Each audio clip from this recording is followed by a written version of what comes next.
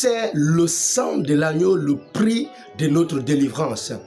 Quelqu'un a accepté pour se sacrifier pour ta délivrance, pour se sacrifier pour ta libération, pour se sacrifier pour ta guérison, pour se sacrifier dans le but de t'accorder la vie éternelle et dans le but d'ôter tous les péchés que tu as commis sur la terre des humains. Et cette personne, c'est Christ qui est notre Pâque que nous sommes en train de célébrer. Nous parlons en ce jour le sang de l'agneau, le prix de notre délivrance. Le sang de l'agneau, le prix de notre délivrance. Écoute-moi bien aimé, au début de cette Pâque de fête où l'Éternel a parlé à Moïse dans le livre d'Exode, que nous pouvons lire cette parole, la Bible déclare, l'Éternel parla à Moïse en ces mots, l'Éternel dit, Exode chapitre 12, il dit, parle à Aaron dans le pays d'Égypte, ce mois-ci sera le premier des mois et sera un mois où vous allez célébrer la Pâque. Comment la Pâque devrait être célébrée, bien-aimé? La Bible déclare, on prendra pour chaque famille un agneau sans défaut, âgé d'1 an, qu'on va immoler dans la famille. Et la Bible déclare, on prendra le sang de l'agneau ou le sang de l'agneau et on en mettra sur les linteaux, sur les poteaux des maisons dans laquelle l'agneau sera mangé, dans laquelle cette viande sera mangée. Alléluia. Alors, la Bible déclare le même jour que l'agneau sera mangé et que son sang sera aspergé, sera brandi sur les poteaux des maisons sur lesquelles cet agneau sera mangé, la Bible déclare la même nuit, l'Éternel va frapper l'Égypte par son jugement. Par quel jugement? L'ange de la mort passera.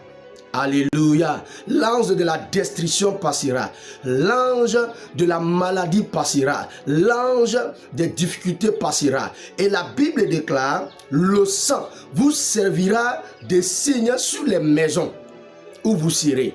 Lorsque l'ange de la mort passera par sur le pays d'Égypte, passera dans le pays, passera dans la nation, et que l'ange de la mort verra le sang de l'agneau sur les maisons, la Bible déclare, l'ange de la mort passera par-dessus. Alléluia. L'ange de la mort passera par-dessus. Pourquoi? Parce que le sang de l'agneau a vaincu cet ange de la mort. Parce que le sang de l'agneau a renversé toutes les puissances de l'ennemi. Parce que le sang de l'agneau est le prix de notre délivrance. Amen, alléluia. Écoute-moi bien aimé, pour Israël, dans chaque maison où l'agneau a été immolé, le sang de l'agneau les préservait de l'ange de la mort. Le sang de l'agneau les gardait de l'ange de la mort. Le sang de l'agneau empêchait l'ange de la mort de rentrer dans ces maisons où l'agneau a été immolé. Écoute-moi mon frère, ma soeur. C'était dans le livre d'Exode avec les Israélites. La Bible déclare, oui, la loi a été donnée comme un pédagogue pour nous conduire à Dieu.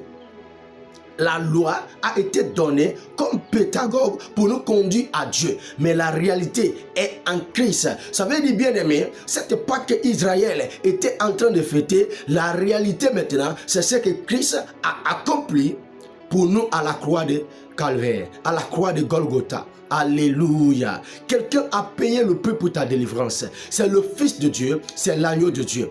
Alors, lorsque nous lisons la parole de Dieu dans le livre de Jean chapitre 1 à partir du verset 29, l'apôtre Jean a vu Jésus et il dit, voici l'agneau de Dieu qui ôte le péché du monde.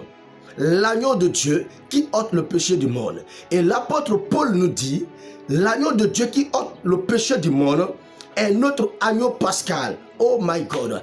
Dans 1 Corinthiens chapitre 5, à partir du verset 7, la Bible déclare, Christ notre Pâque a été immolé.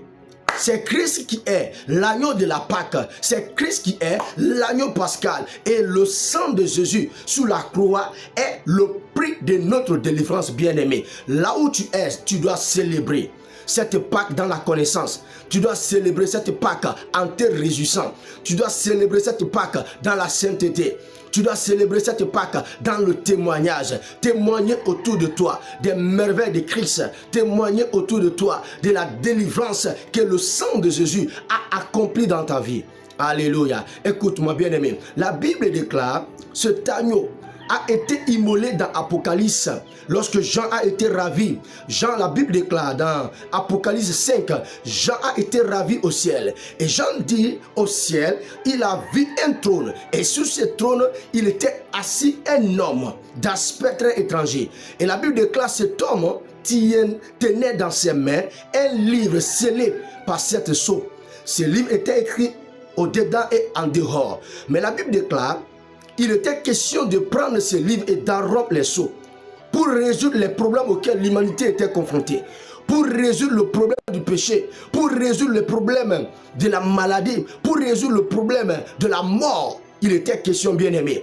Alors Jean dit, c'est un désespoir dans le ciel, c'est un désespoir, car ni les anges, ni les êtres spirituels, ni les humains, ni les 24 vieillards, ni les 4 êtres avec les 3 yeux, personne n'a été capable de prendre le livre et d'en rompre les sceaux. C'était un désespoir, c'était un découragement dans la vie de l'apôtre Jean. L'apôtre Jean a commencé à pleurer. Et la Bible déclare, tout d'un coup, l'ange de Dieu lui parla d'une voix forte et lui dit, ne crains pas, car le lion de la tribu de Juda, le lion de la tribu de Juda a vaincu pour prendre le livre et d'en rompre les sceaux. Quelle victoire! Quelle victoire, bien-aimée!